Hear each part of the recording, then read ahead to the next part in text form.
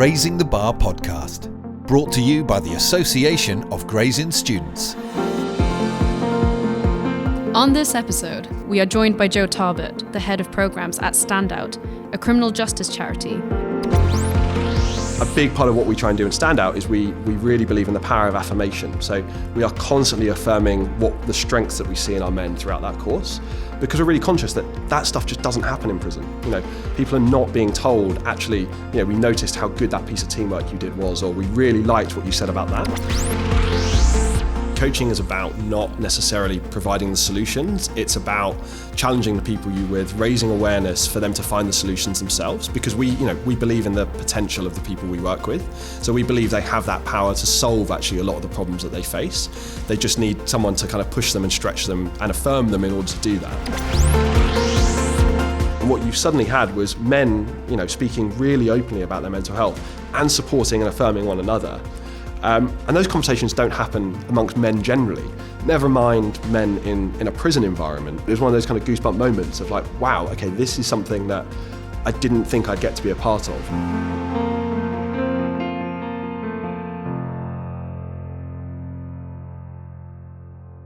Hello everybody, and welcome to the Raising the Bar podcast. My name is Hafsa Yousfi, and I am your host. In part one of this two-part series, we spoke to two of the co-directors of Vocalize, Ava Turner and Finnian Robinson. And now, for part two, we are joined by Joe Tarbert. Joe is the head of programs at StandOut, an award-winning criminal justice charity that empowers people to rebuild their lives after prison. Join us as we continue our conversation about the criminal justice system and prisoner rehabilitation. So Ava and Finnian are still with me. Joe, thank you for joining us today. Thank you, great to be here. Joe, you used to be a barrister, didn't you? I did, yeah. What caused you to transition from that job? Good question. I loved being at the bar. It was kind of what I'd wanted to do since I was 16. Very, very fortunate to spend 3 years practicing at the criminal defence bar. And it was an amazing time, a wild roller coaster of a job. And I think what it clarified for me whilst I was there was that I loved working kind of in the justice system. I really loved working with people who were going through the justice system and kind of standing side by side with them through that. But what it kind of crystallized for me was that my ability to have kind of a long-term impact with the people I was working with was quite limited as a barrister. You can achieve amazing things. You can keep someone out of prison, which is, no mean feat. But ultimately, people walk out of court and they go back to invariably the same circumstances that often led them there in the first place. And what I was finding was that time and time again, I would represent the same people. And it was always this perverse relationship where it was kind of great to see them because those are the people you had good relationships with, but also it wasn't, because if they were there, it meant they'd kind of reoffended. And so for me, I wanted to kind of do something that would allowed me to stay in that space, but hopefully have a longer term impact and work with people in what felt like a kind of more holistic, sustainable process. How did you transition into going from a career at the bar to working in rehabilitation spaces? Yeah, it was a bit of a crossroads for me when I decided that I wanted to leave the bar. It's all I'd wanted to do since I was 16, so kind of switching felt quite scary. But I kind of thought long and hard about what do I really love about my job at the moment. And what I really loved about being at the bar was that kind of person-centered work, kind of standing side by side, turning up to court at 9 a.m, knowing we're going to be in trial at 10 a.m. How do I build a relationship with this client, get a client to trust me as quick as possible and get to know that client ultimately kind of over the course of a day or over the course of a trial. So I started looking for opportunities to work with people in the criminal justice system in kind of a one-to-one, more holistic space. And I stumbled across a job working for an organisation called Redemption Roasters, which, for those who are not familiar, is kind of a coffee company that work with people in prison, sort of training them in how to be baristas and then supporting them to find jobs on the outside. I'd worked in coffee kind of on a gap year after university, so I knew I liked my coffee, I knew I liked criminal justice, and I thought, what? Let's give this a go. And so, I was very fortunate to get that role. That was kind of my entry point into kind of the third sector space and kind of working in criminal justice. And then from there, transitioned over to my current role at StandOut.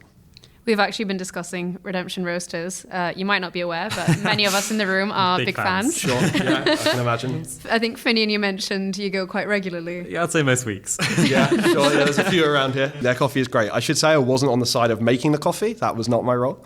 You don't want me to make you a coffee. I was on the kind of the impact side, so working with the guys kind of as they progress through prison and out into the community. When you were working with these individuals, how did you see the impact of redemption roasters on them as they left prison? Well, so I think what it was about for us was providing options and providing pathways. So employment is not the kind of the catch-all and not the fix-all to all problems that individuals have coming out of prison. But what redemption tried to do was provide opportunities for people to take something that they had learned in prison, to take a kind of a useful skill that they had been trained up in, and then to support them in transitioning that skill into kind of paid employment. The idea being that providing someone with paid employment was at least going to hopefully solve some of the difficulties that they had coming out of prison and maybe give a degree of stability that would then provide the kind of the building blocks to progress to other things. Do you think generally prisons provide the kind of education required to help people reintegrate into society? I could give a short answer or a long answer here, couldn't I? In short, I think there are prisons that try, and I think there are some amazing committed members of staff within prison working kind of across education, offender management units, kind of reducing reoffending, who really want to try and provide kind of purposeful activity and set people up for release. I think unfortunately the lack of funding in the system, the kind of lack of just general appetite to invest in prisons means that is kind of few and far between.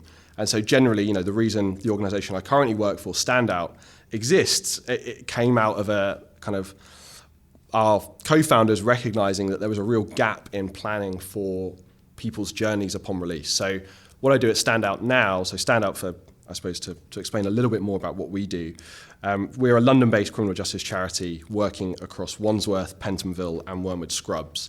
And we run kind of a 3-week intensive course in those prisons that is all about preparing men for the challenges they might face on release.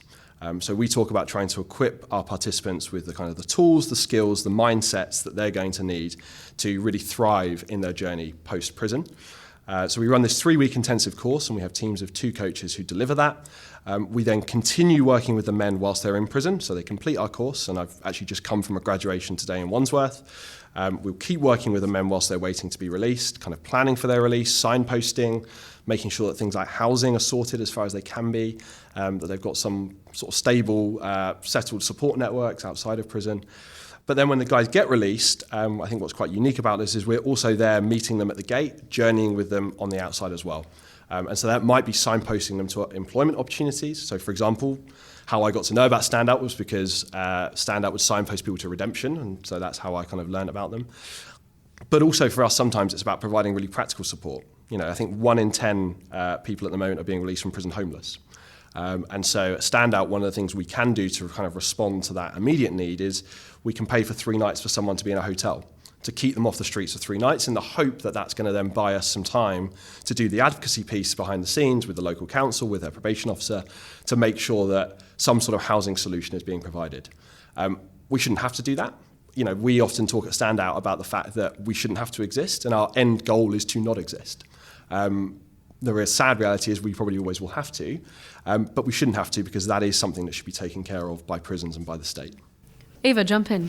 Yeah, I was going to ask, following on from that, you obviously mentioned working with probation services, but I was wondering how you sort of see your relationship with probation, because obviously we're in a bit of a probation crisis. I know when we were working in prisons doing Vocalise, the main issue that kept getting brought up was that people felt like they were just thrown out and probation just wasn't there. It just wasn't what it should be. But do you see your service as sort of replacing that, or no, not at all. I think it's a really good question. I think we would see our role as trying to support and supplement the support and supervision that probation are providing. There is absolutely a role for a really well-funded, well-trained, well-organised probation service. Again, I think there are some really committed, amazing probation officers who do some incredible work, and we work alongside them, and we try and have a joined-up approach. So if we're working with a participant in the community, we want to have contact with their probation officer. We want them to know what we're doing, and kind of vice versa. But I think it's a system that, again, has had funding kind of ripped away over the years. There was obviously the kind of the split of the service and everything else that happened, and now the reunification. But I think part of what we also try to do is, in addition to kind of supporting probation, with our participants, we also really try and be realistic with them about the challenges that probation face.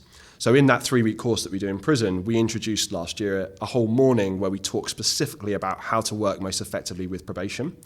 And that's not a session where we're bashing probation. What we are saying in that session is probation are massively overburdened and under-resourced.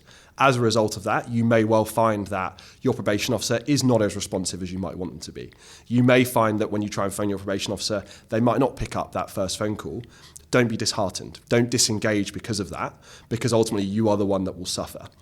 So what we try and do is introduce a bit of balance and a bit of context so that our men know what to expect when they are working with probation, in the hope that they can then really make their licence period a success. I think you look at kind of the recall rates and what's going on at the moment, and just how many people in prison are there because they've been recalled in their licence. Absolutely, yeah. That shouldn't exist. So we're trying to kind of bridge that gap by working with probation, but also working with our participants. You were mentioning that StandOut works in a 3-week intensive course, and then at the end supporting them as they're leaving prison as well. How do you think schemes like Vocalise factor into the lived experience of prisoners and their capacity to rehabilitate once they then leave? Yeah, I think it's what I would say about Vocalise is that. So I've actually sat in on a few Vocalise debates in prison. I was actually in the Wormwood Scrubs one towards the back end of last year. Oh, yes, yeah. Which was excellent, by the way. Really, really loved it. And I've always been a big fan of Vocalise. I think for me, what stands out about projects like Vocalise is that prisons are not places full of hope. And I think what something like Vocalise does is it allows people in prison to step outside their comfort zone, to try something new and to discover something about themselves. That idea that someone in prison may never have done any public speaking before, may have probably never had any kind of encouragement at school or home or whatever it might be, and suddenly they can find themselves standing up and debating against trainee barristers in front of an audience and find out that they might actually be really good at it. What a powerful thing that is to discover that you have a skill that you didn't know you had. A big part of what we try and do in StandOut is we really believe in the power of affirmation. So we are constantly affirming what the strengths that we see in our men throughout that course, because we're really conscious that stuff just doesn't happen in prison. People are not being told, actually, we noticed how good that piece of teamwork you did was, or we really liked what you said about that. So for Vocalise, kind of having that where guys get to showcase their skills and then kind of get celebrated afterwards with the feedback from obviously the barristers, from the judges, and that kind of networking afterwards, I think what it can instill is a sense of hope and self-esteem that can then be incredibly powerful to then carry that through into the community. If you've got that to hold on to, that then might be the thing that allows you to overcome those challenges on the outside. Finnian and Ava, from your experience as mentors and as co-directors, how much of Vocalise is reaffirming these prisoners' self-esteem, their capacity to engage, their ability to find trust in their own judgment and their own voice?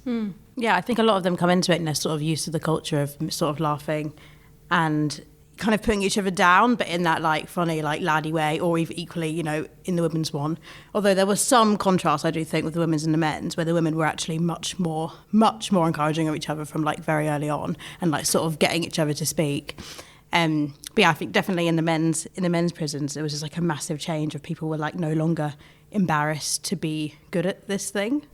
Yeah, they were quite supportive of each other when it came around to the final debate, because they're up against a panel of trainee barristers and they're seeing their mates take them on. And something I noticed was that they're applauding at the end of every single speech and every intervention from their friends, or their classmates, I guess. And that focus on affirmation, which Joe mentioned, I think is really important. And one of our aims is getting people to be able to advocate for themselves, to give them the skills to go and talk about themselves, to tell their story, to tell why they're in the situation they are, but also why they've changed and why they want a new chance, a new job to succeed on the outside. Is that focus on advocating for oneself something which you bring in StandOut at all? Absolutely, yeah. I think we really want to kind of empower our participants. So we describe ourselves as coaches, and we embody kind of a coaching approach in everything we do. And what does coaching mean? Coaching is about not necessarily providing the solutions. It's about challenging the people you're with, raising awareness for them to find the solutions themselves, because we believe in the potential of the people we work with. So we believe they have that power to solve actually a lot of the problems that they face. They just need someone to kind of push them and stretch them and affirm them in order to do that. So there's different sessions that we run. One is around a session that we call Three Voices, and it's all about managing conflict. So it's about taking this idea that you basically, in any given scenario, kind of a conflict situation, you might find yourself in the adult voice, the parent voice, or the child voice. And quite often in prison, what you'll see is a kind of dynamic where officers will default into kind of a parent voice, that kind of quite condescending, quite authoritative tone. Men in prison or people in prison generally might then default into kind of a child voice in response, kind of, it's not my fault, why are you picking on me, those sorts of things. And what we try and instill in the guys is actually approach it in the adult voice. If you approach it in a kind of way that tries to be on a neutral level, that tries to kind of be rational and approach things in a calm manner, what you will see is you will probably bring that prison officer who you're struggling with down to the adult voice as well, and you'll have a meaningful conversation that's going to progress you forward, rather than this kind of back and forth argument that inevitably is going to probably end up with you being banged up behind your door, or getting a negative or whatever it might be. So kind of teaching that advocacy piece and how you might manage difficult situations is a key part of what we do. That idea of child and adult voice is really interesting. And I think one of the things which we really notice when we do vocalise is that the opportunity to speak for 2-3 minutes uninterrupted and have people listen to you is so rare in prison. And it's an opportunity for prisoners to actually talk, to use that adult voice that you're talking about without having to either physically or verbally fight for attention. Yeah. Absolutely. And I think one of the things that quite often we hear from our participants, over and above all the things they learn from the course, they just really value the fact that our coaches come in and listen. We will sit down with guys, and as part of that course, we will do 2 one-to-ones with them kind of over those 3 weeks. That's for 45 minutes. We will sit down with the participant we're working with and get to know them, to find out what's your journey, what's life like for you at the moment, what are your goals, what do you want your legacy to be, what are your aspirations. Those are conversations that just don't happen in prison. And again, that's not because, there are lots of prison officers who would love to have those kind of conversations. And I've met some really committed prison officers, and we are fortunate at StandOut to now have some former prison officers who work for us. And they came over because they wanted to be able to have that space to have those conversations, because that's where the richness is and where you can really then make a difference. Not in the kind of flying by the seat of your pants, running around, just get behind your door, directing people to do things.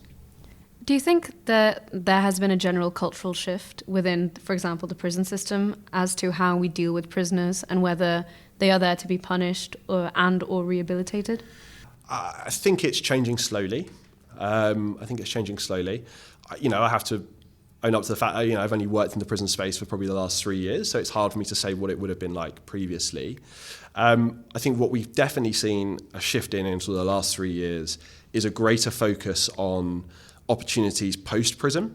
There's been a real drive to improve kind of employment outcomes post-prison. That was kind of going on under the old government, and it's ramped up again with obviously the appointment of James Timpson, or Lord Timpson, as prisons minister. So I think people are starting to wake up to the idea that kind of people are coming out of prison, they need support, they need opportunities, they need that hope piece. I think that's definitely happening.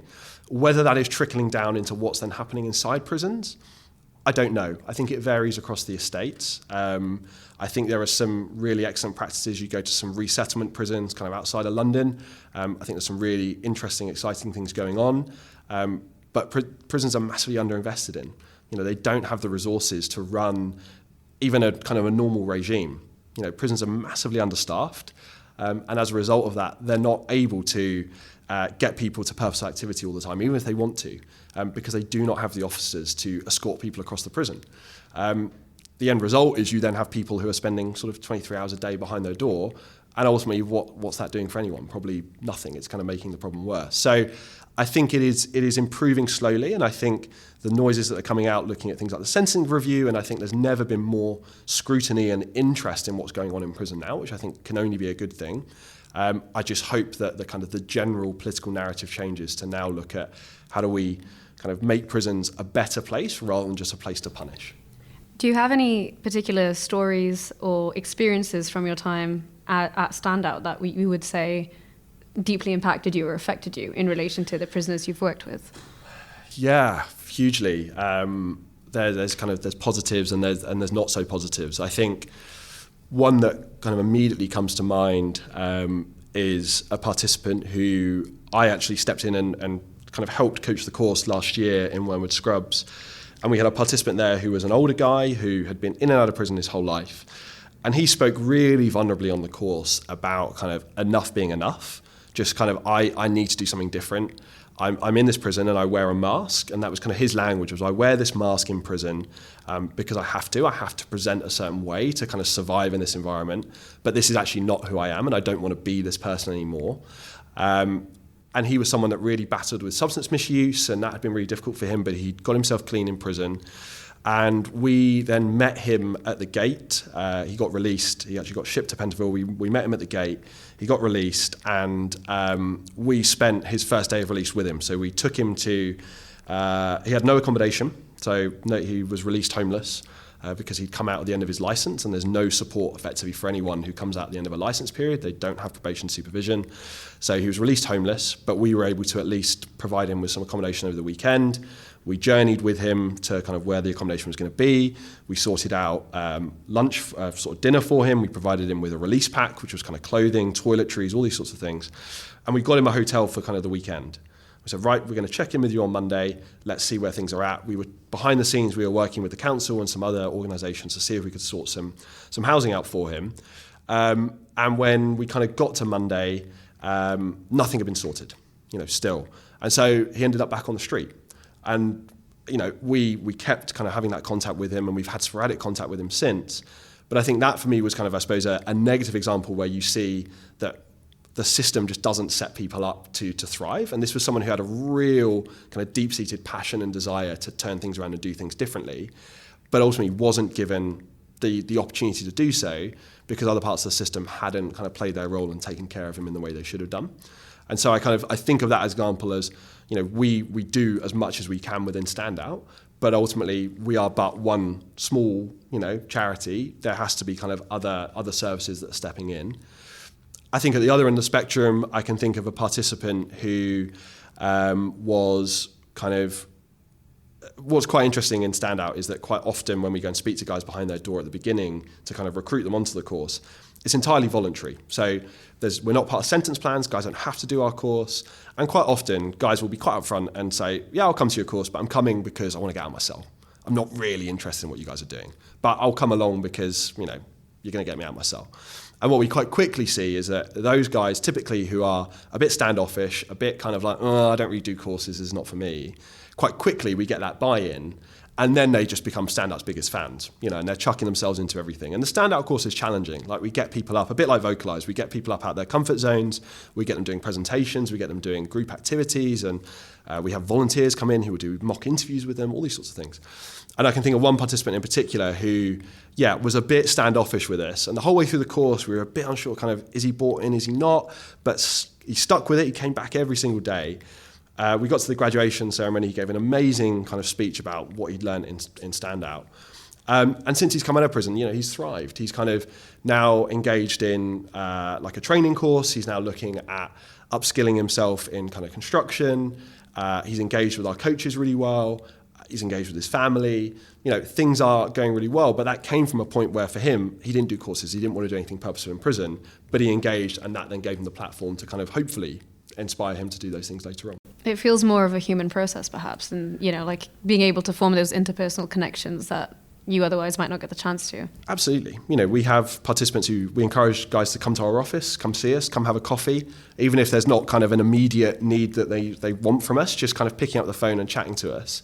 I think that's a common theme between both what you're saying and what we've discussed about Vocalize is the ability to sit and have a chat with someone in an environment that otherwise is quite hostile towards these individuals. And I mean, even for people who aren't within the prison system, how difficult it is to gain help for mental health issues. For them to even have, a chat on the phone or a 45-minute conversation with someone in an educational setting, I think could make such a huge difference. Yeah, no, I think actually when we were debating whether or not we should abolish short-term prison sentence, one of the points that we put forward was that they're actually going to get better mental health support inside the prison, which is pretty depressing state of affairs. Like feeling isolated and alienated from a sense of community and society, that must be hyper amplified when you're in that setting where you're cut off from everyone, like you're saying, spending 23 hours in a day in a cell potentially, and then suddenly you're brought into this room with these young students or some young volunteers who are passionate, excited, engaged, hopeful, and able to kind of say, I see more in you than this system has seen in you thus far.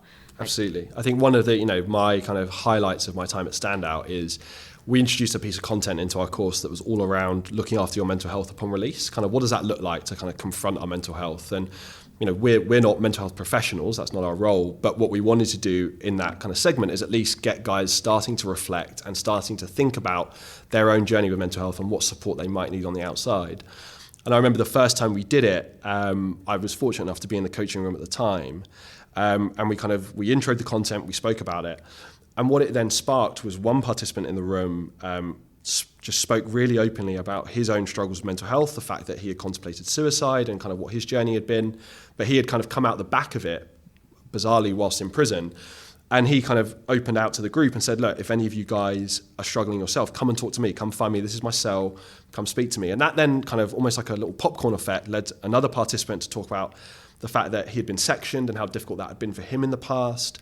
And then there was a young guy who had been quite quiet throughout the course and kind of one of these more standoffish kind of participants. And he then started speaking quite vulnerably about the fact that he'd had kind of a close friend of his who had been involved in the gang that he'd been involved with on the streets, who he'd seen effectively have a breakdown in kind of the community. And suddenly you were just kind of witnessing, guys, we kind of stood back as coaches and we just let that conversation happen. And what you suddenly had was men, speaking really openly about their mental health and supporting and affirming one another. And those conversations don't happen amongst men generally, never mind men in a prison environment. And these were men from all different ages, backgrounds, demographics. And it sounds cliche, but it was one of those kind of goosebump moments of like, wow, okay, this is something that I didn't think I'd get to be a part of. And it feels a real privilege to have created and facilitated a space where people feel able to have those conversations. That's amazing. I'm wondering if you guys have had any experiences like that through Vocalize. I mean, I completely agree with what you say. We not only have the debates in prison, but we often take breaks during class for people to, relax, walk around, go to the toilet if they need. But those often become a space for discussion between the mentors who are studying law and the prisoners who are experiencing a rather specific end of it. And they really enjoy sharing their stories, particularly because they've just practiced speaking in a sort of structured manner. And some of the things which were most impactful for me were prisoners talking about their experience of being in court or their experience of rehabilitation programs within prison, and then opening up that space for discussion between some of the older ones who've been inside repeatedly and the new guys in the classroom who it's their first time in prison. They're still a teenager in their early 20s and will have just had a debate about, say, abolishing short-term sentences, as you've said, and the older guys will have spoken about their experiences in the debate and then be able to relate them in those breaks in the classroom to the younger ones. And just having a window onto that as someone who's aspiring to the bar is really special and a really unique experience, and you feel quite privileged to be able to see this part of the world which you wouldn't otherwise. I think that the world could benefit a lot more from hearing sort of lived experiences that people have, as we were saying earlier, constantly debating these topics in podcasts. I've listened to like hundreds of hours of these issues about prisons being, prison reform is the hot topic, but you never ever hear from the direct experience of people who actually have lived through it, and obviously they actually know what works and know what doesn't work. Yeah, I know. I mean, if it helps you guys, it's worth saying that Vocalize course that I watched in Scrubs, a participant who was on that course, we then recruited into the StandOut course. That's really good to hear. Back off seeing the approach that he took to the debate and just kind of how clearly committed he was to doing something productive. We were like, wow, that is the kind of the model StandOut participant, because we were really confident that we could then bring him through the StandOut course and kind of even squeeze out even more kind of potential and hope and kind of aspiration. But I think having seen that Vocalize, that kind of laid the groundwork for us in terms of like, right, actually this is a great launching pad for us to now continue that journey on. So those interactions and those courses, they can all interlink for sure. This emphasis on getting comfortable with public speaking, it's not unique to prisons. It's something which I think Ava and I have discussed quite a lot, isn't really taught in schools these days.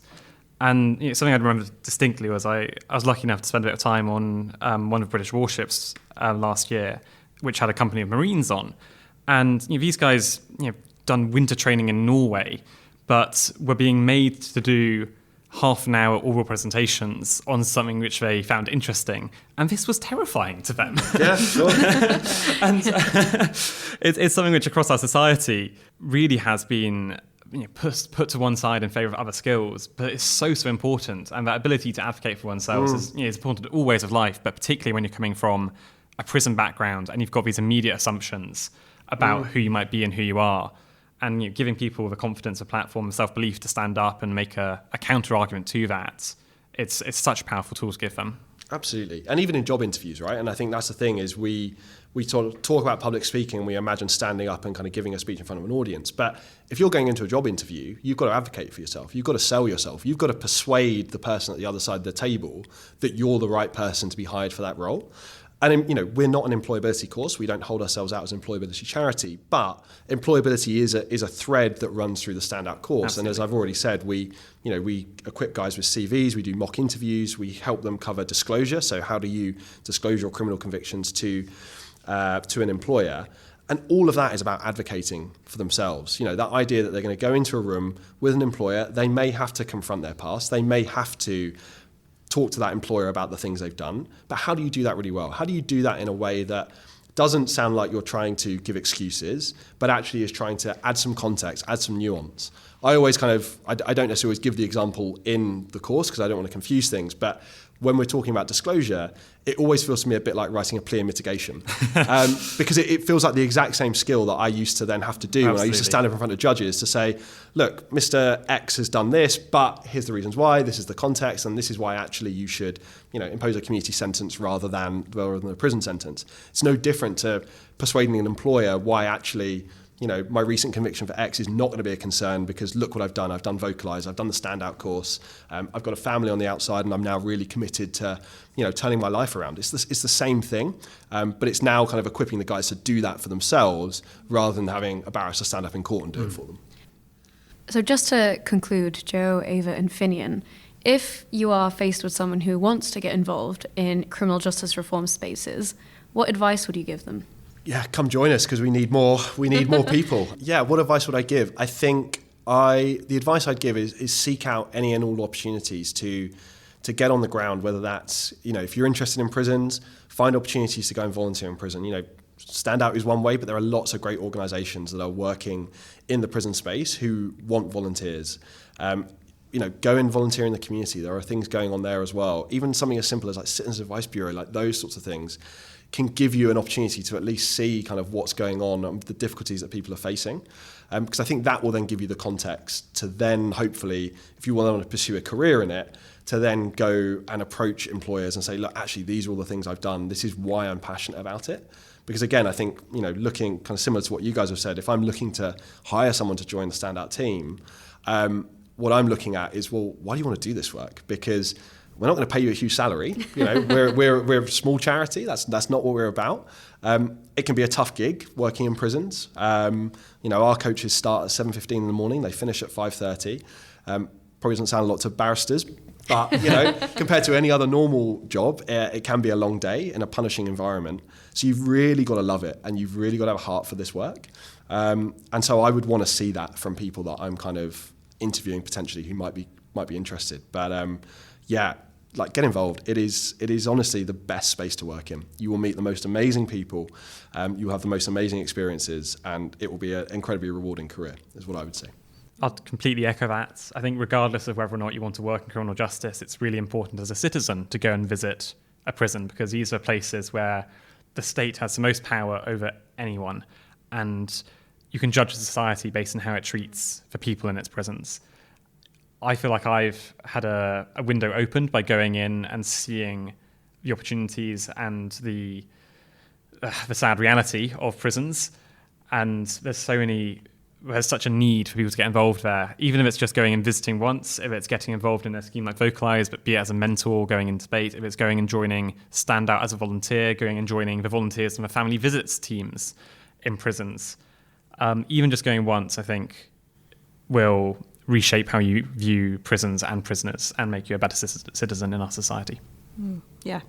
Summarised it all very well, but I would just say that, go to prison. Legally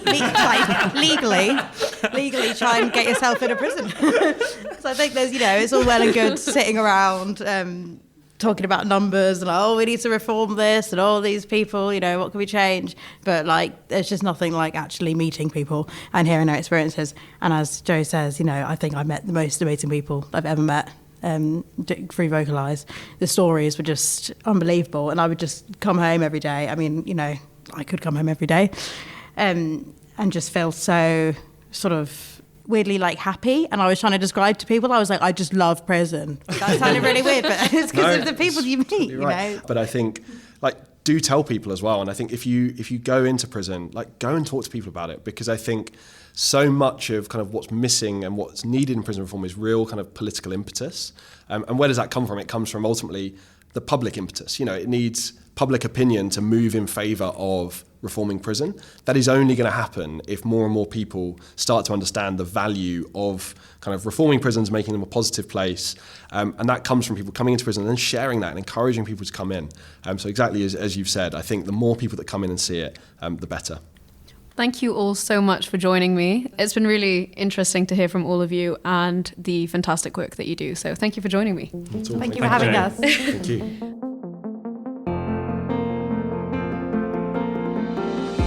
A big thanks again to all of my guests. What a fascinating couple of episodes we've had. A reminder to check out the episode notes for all the relevant links. Keep an eye on the channel because the Raising the Bar podcast will be back soon.